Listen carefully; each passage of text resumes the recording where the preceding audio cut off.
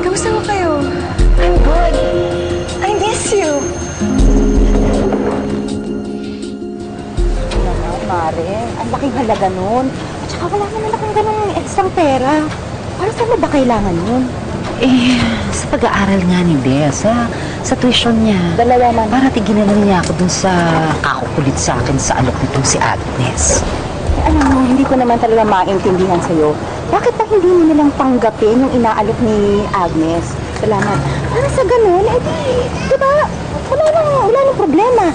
Total naman, kung hindi mo naman sasabihin, hindi naman nila malalaman. Kahit na, Mare. Para ano at tatanggapin ko? Para lalo silang magkita ng anak ko. Tanga ba ako para hayaan kong mangyari yun? Ang gusto ko nga maputol ang connection nilang dalawa. Hanggat nakikita sila, maring hindi mawawala ang takot ko na baka isang araw malaman na lang ni Agnes na si Tess ang nawawala niyang anak. Miss ko din po kayo. At dahil dyan sa sinabi mo, ito, pasalubong para sa'yo. Kakailanganin mo yan. Mga damit yan na magagamit mo pag nag-aral ka.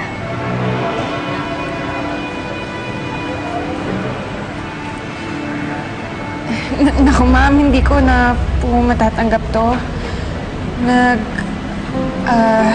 Nagbago na po kasi ang isip ko. Hindi ko na po gustong mag-aral. Magtatrabaho na lang po ako. I don't believe you, Des. Alam ko nga ang nanay mo ang ayaw na pag-aralin kita. She already rejected my offer, kaya huwag mo na siyang pagtakpan. Pero ikaw, Des, alam ko, gusto mo mag-aral. Kaya nandito ako para tulungan kita, kahit natutol pa nanay mo. All you have to do is fill this up and sign it. At wala ka ng problema. Matutupad mo na ang dream mo na makapag-aral.